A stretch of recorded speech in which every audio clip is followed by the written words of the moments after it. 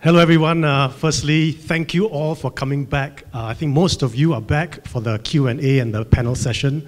I think those who have left are going to miss out on a great panel discussion, so great that you are here.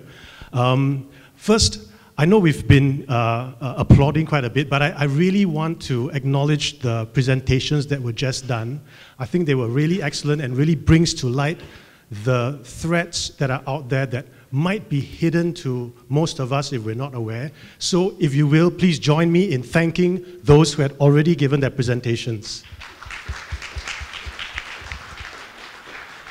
So thank you so much. I just wanted to share something that is I think, quite pertinent and relevant for today's discussion. Now, I'm from Make-A-Wish Foundation, right? I'm from a small charity, right? I've only got, including me, 9 staff. So very much a small charity, and I understand where my counterparts from small charities come from. Before this, I was in a big charity, 800 people, so I also understand the perspectives of big organizations. And I just want to share this thing that happened over the last weekend. And so it was on Saturday. I got a message from one of my staff.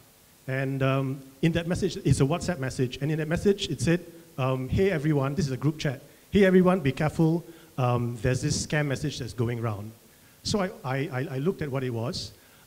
It was someone trying to impersonate me, sending emails to my colleagues. Now, this is not set up. This really happened. Unless Minhan, did you send this? No? Yeah. So I'm wondering whether it was Minhan, but never mind.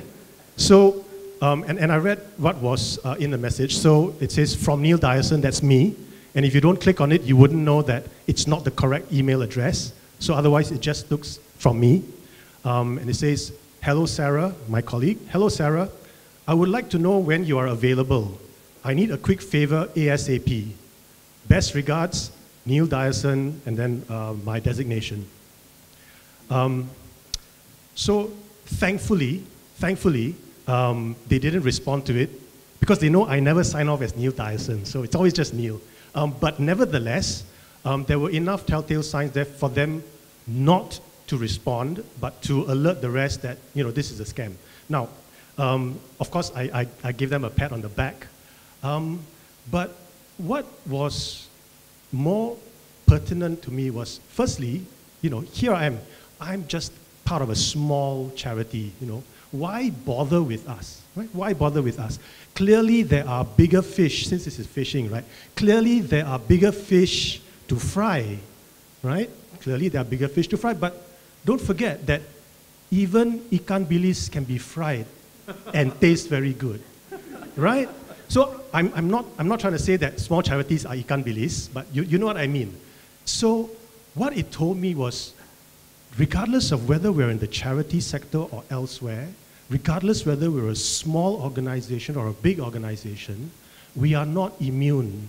Just because we are here to do good doesn't mean that other people aren't going to do bad to us. So I think what hit home was, we are not immune. And so it came across to me very, very timely that it happened over just the weekend. I guess they picked the weekend because they know that we're not at work, so it's easier to get a response from my colleagues when we're not at work.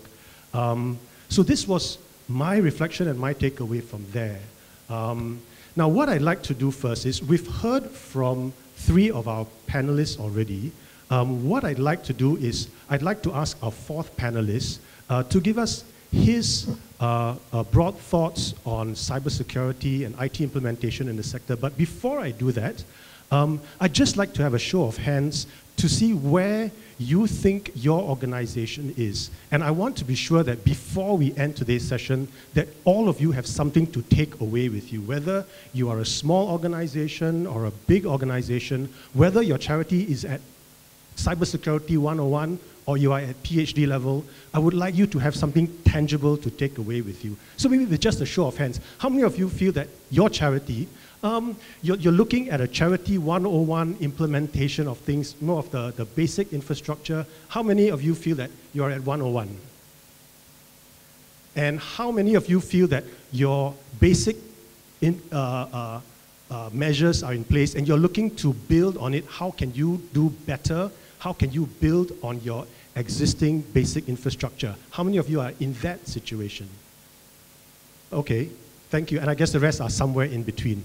So it's something for the panel to take note of as we continue to share our pearls of wisdom for the audience to take back. So for now, I'll ask Jeremy.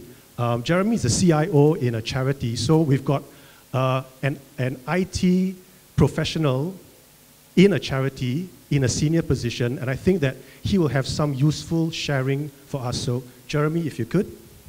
Hi, good afternoon. I'm Jeremy from Credit Counseling Singapore. Just a quick intro to my charity. What we do is we help seekers who come to us for assistance. So our help seekers are people who are in serious credit card debt with multiple banks. So we help them restructure their payment with the banks. So we are sort of like the kind of middleman helping all these people who are seriously in debt using their credit cards. Okay, back to today's topic. I was quite surprised by the slide that Willie showed yesterday, just now, about how cybersecurity risks only come into focus in charities only about 2+ years ago. In the commercial space, the boards have really looked into cybersecurity risks many years ago.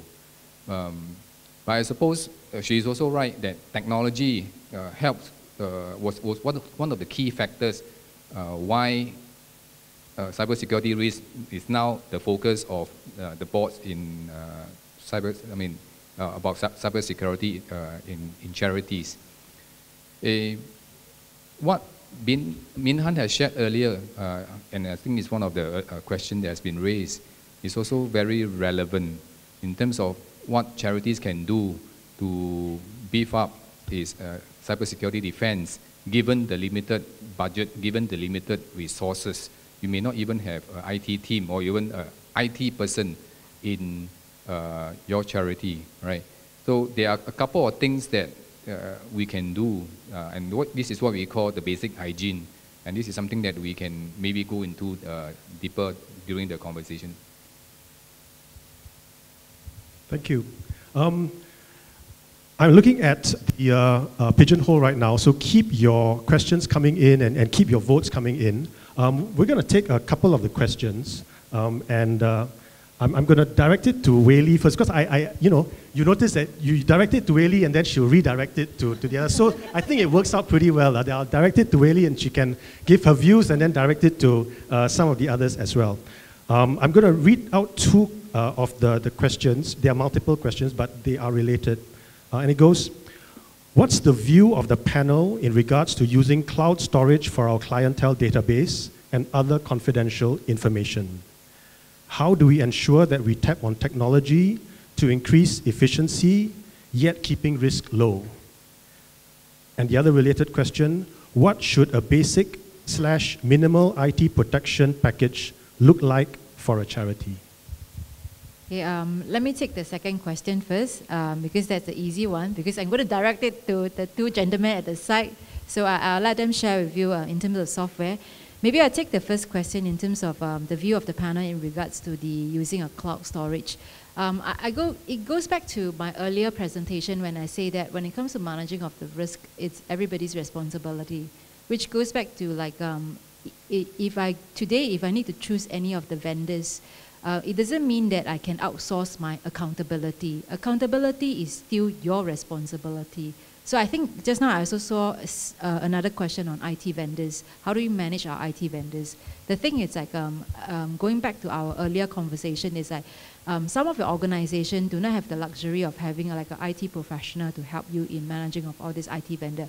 But Ming Han did share a little bit in terms of the tips, in terms of like a checklist that you can download easily for free on what are some of the IT 101, or I think one of you also highlighted that MAS have this technology risk management checklist, which is a very simple checklist for you all to go through to see, like, tomorrow if I need to outsource some of my services, how do I manage my IT vendors? So these are some of the areas and things that I think you need to first do your homework to help you to manage this particular risk. Then decide on, like, with this, it put into your, tender process to make sure that when you need to appoint individual, be it a shared services or someone externally, do ask the correct questions so that the professional can provide the response. And when you hear the response, more or less you can understand whether or not it's the person going to bluff you or trying to just cheat you of the money. Make sure that you ask all the correct questions. So I think the checklist can help you with that. Yeah, I hope that answered the question. Then I'll pass the mic to Ming Han to answer the second question on the software.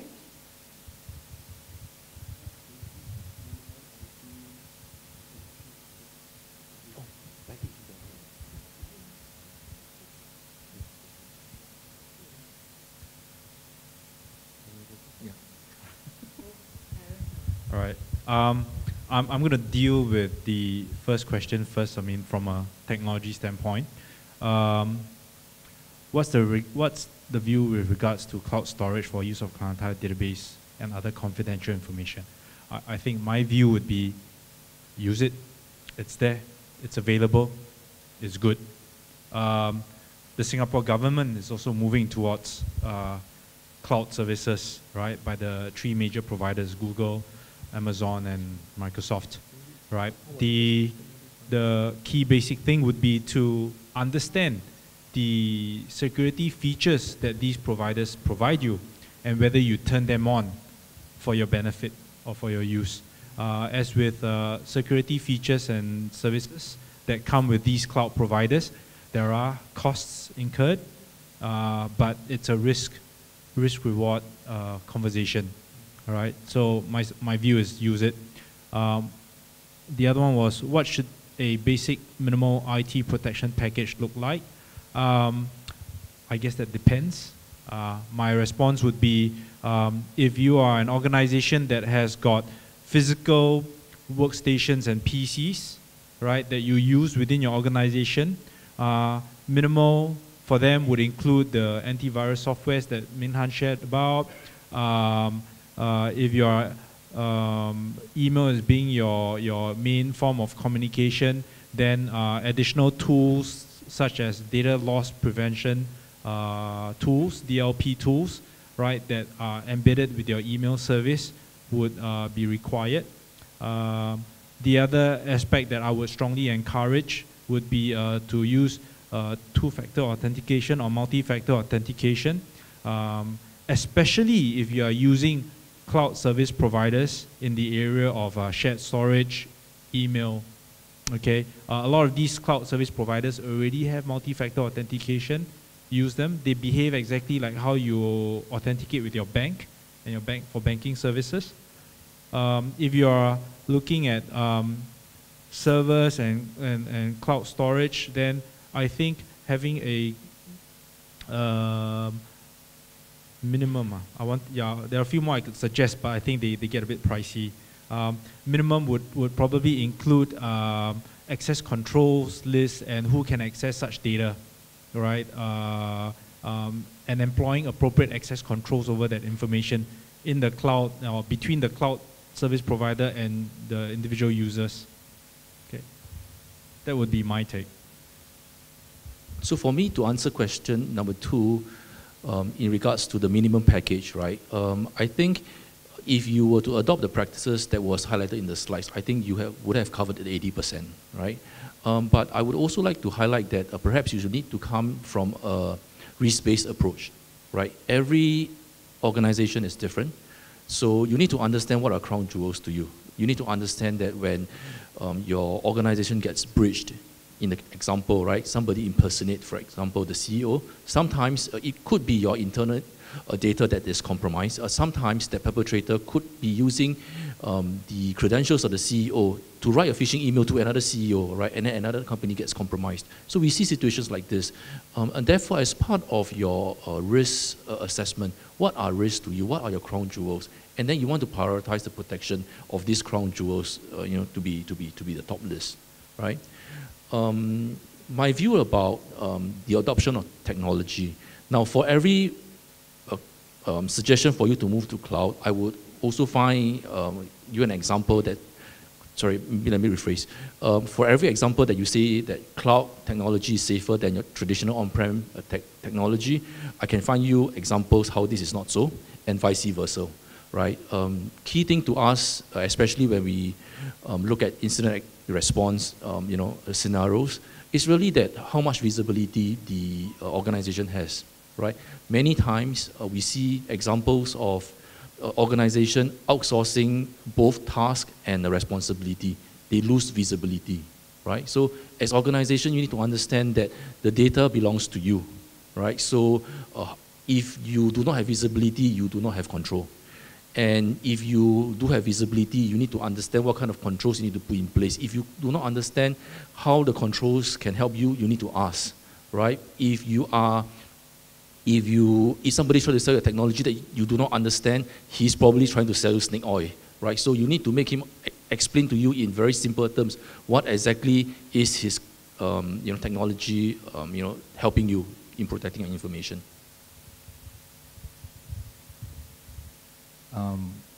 I must also add, don't forget the weakest link in cybersecurity is human, right? Who developed software? Human. Who created the bugs? Human. Who don't maintain system? Human. Who click on phishing emails? Human. Right. So you also, beside implementing controls, you also have to take care of the human element. You take CCS, for example. A couple of months back, I did something like what Min Han did.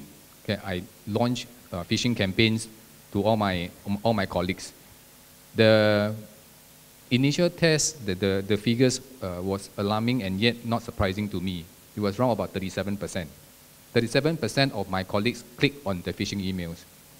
Then after I tried another 2-3 months, right, it dropped to now 0 to about 2%. So you can see the drastic difference when your colleagues is aware and trained of this kind of risk that they can introduce to the company. And on the kind of product that Min Han has used, there are free ones out there. But of course, free, then you don't expect too much. You have to do more work. Those that you have to pay, they can automate quite a lot of things for you. And you want to save money, you sign up with a few of them, you can use them for 1 month each. And if you're resourceful enough, maybe you can save 1 year of subscription. Thank you for that. I'd also like to expand the conversation and perhaps share the perspective of the smaller organizations where we might not have the luxury to have an IT professional in our workforce. Implementing some of these need to have measures might still be a challenge. I'll just open this to the panel. What are some of the things that you think that charities out there, big or small, who don't have dedicated IT personnel within the full-time headcount, what are some of the things that these charities could do to implement some of the measures that we are talking about without having to go and employ a full-time IT professional in their organization? Maybe I start first, since it's also a governance issue.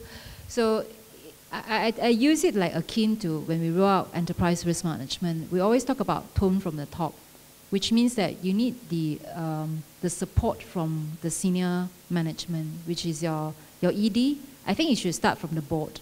The board needs to understand, and then later on you push it down to your executive directors and the rest of the senior management. Then you push it down all the way to everyone within the organization to understand the importance of cybersecurity and also the risk that is part and parcel of it. I share with you one of the classic example that we had during one of the discussion with client. So we talk about like, again, one of the risks is cybersecurity. So we were just casually saying, oh, actually it's very simple, and that particular organization actually has an IT person. So during the discussion, we say that one of the basic control or hygiene that what Ming Han had shared is like the change of password. Every 6 months, you need to change. So when we mentioned that, immediately the next person that was sitting opposite me, who is also a very senior person, one of her comment was, "Ayo, it's so leceh to change password. I don't change my password at all. I've been using my password for the past like 6 to 7 years. I don't have a problem with that." See, what is the problem now? The problem is going back to what Jeremy has mentioned in terms of the mindset. We need to make sure that the tone from the top is very strong. To explain to every one of us that changing our password, it's a very important task, and it doesn't take 30 seconds of your time to change password. Of course, a lot of the comments from employees or staff is like, I cannot remember my password. It's a fair point. You cannot remember a password, but it's okay. It's just like when I sign up for a lot of my online shopping, I also don't bother to remember password because I always have a button that says, forget password, just click, and then they'll send you another email back. So, but going back to like a job aside, these are some of the basic hygiene that I think from a governance point of view, every employee, or when you roll out your communication channel or when you do your code of conduct, I would say that code of conduct, when you do orientation, as well as both from the board as well as the employees, you need to have that as part and parcel of your onboarding of an individual. Yeah. Anyone?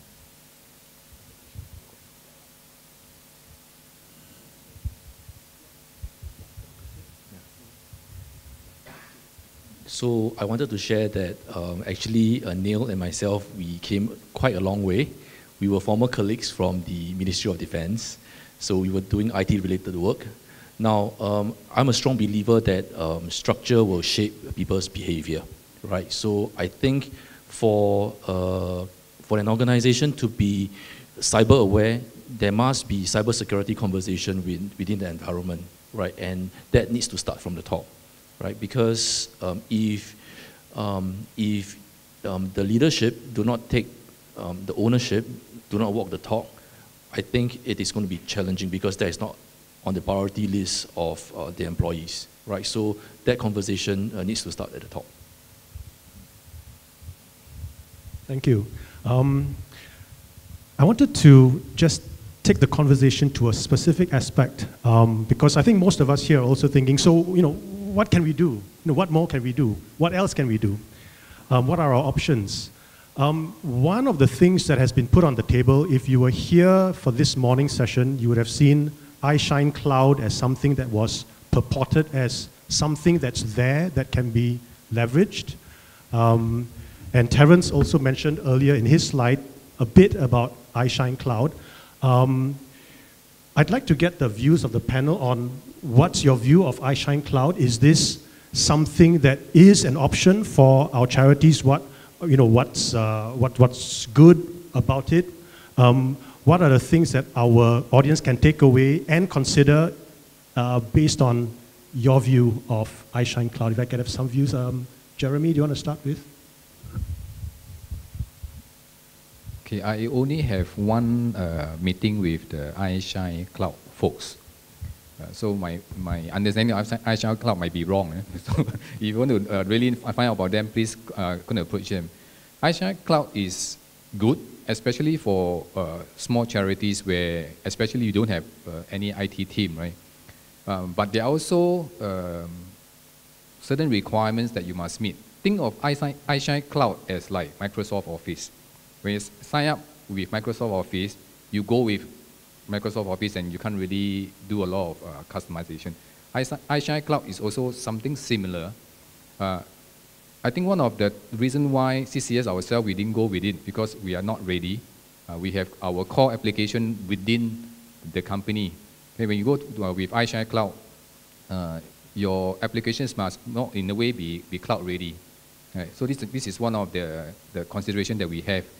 Would we consider iShine Cloud in the future? Yes, we will. Okay, but there are a lot of things that we need to do internally before we can review iShare Cloud again. So back to whether you should consider, yes, especially when you don't have the kind of resources to manage internally, you know, your IT requirements, your email and stuff like that. And iShare Cloud, I understand the folks are continually introducing new features. I was talking to Neil earlier.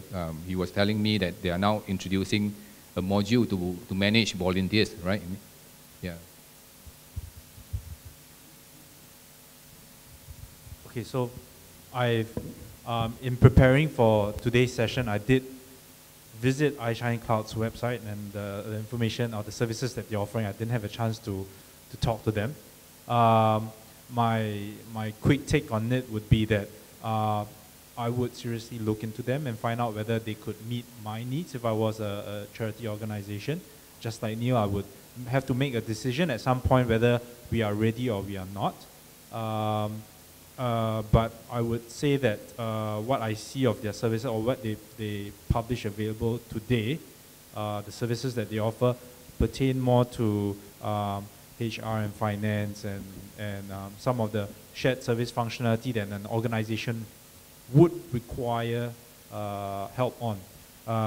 It is nice to hear that they are moving towards additional services that are peculiar to this industry, in this case volunteer management, and the more services that they put on it, I think the more attractive they would be. That's my view. Thank you. My takeaway from the sharing is, if it fits your circumstances in your charity, then definitely consider it, and that it would be something that would give you an option on how you could increase your cybersecurity measures. Yes, please. So my view is that the shift to cloud, right, is inevitable. Better early than late. Now, my view is also that if today you think that migrating to cloud is going to solve all your IT problems, I think you're mistaken, right? Because if you have a bad architecture, you have bad practice, and you shift to cloud, essentially you're migrating a bad practice to the cloud, right? So you are not secure in any way. So that was the answer in Pigeonhole. There was a question or a remark in Pigeonhole. Essentially, you know, the remark was, if some expert says cloud is more security, it's more secure, please go ahead. Some say a cloud is not secure, don't go. So what should we do, right? So again, you need to evaluate what kind of position, what kind of posture, what kind of maturity are you at in your own organization. If you think that you are not mature in this journey, migrating to cloud, you want to make sure that you patch up all your blind spots, right? If not, like I said, you are just migrating all your problems to cloud. If I can add to what Min Hans has said. So the question is whether going to the cloud is risky, right? You might want to flip the question the other way around. By not going to the cloud, is it riskier? Because you don't have the resources internally. You don't have security expert, right? Security engineer to help you secure your environment. Okay, moving into the cloud to the likes of like Microsoft, right? They have hundreds of security engineers behind monitoring their services. They do the backups for you. They have the redundancy for you. And this was the reason why my charity, we moved from our on-premise exchange, we moved it to the cloud. Because we just don't have the resources to manage our email server. We only have one. If the email server kaput, we don't have email anymore. Right? And that's the reason why it was a no-brainer to convince my board to move from the Office on-premise email server to Office 365, where it's not only cheaper, okay, it increases this redundancy for us, the availability, and we don't have to manage the server anymore. Thank you. I think are we running out of time, or we have run out of time? We have run out. We have run out of time. You know what they say, you know, time passes quickly when you're having fun. I hope that through the sharing of the panel that you have something to take away with you, something tangible that you can go back, think about, and be able to improve and increase your levels of cybersecurity in your organizations. Maybe join me in thanking the panel once again for their sharing.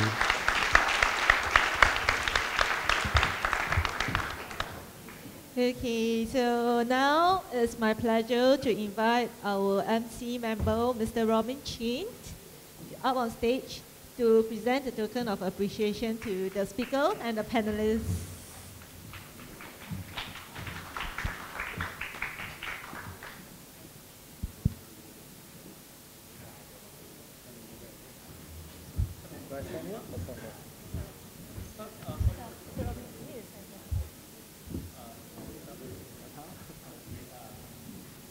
Yeah, firstly, can I present it to Mr. Neil Nielsen? Hi, Neil. Thank you so much.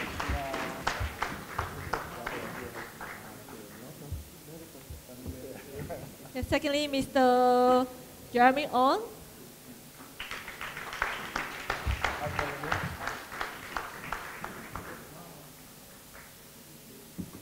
Thirdly, to Mr. Lim Ming Han.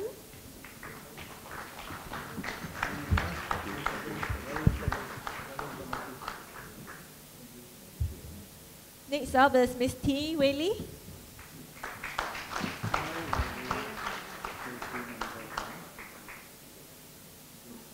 And last but not least, Mr. Terence Wee.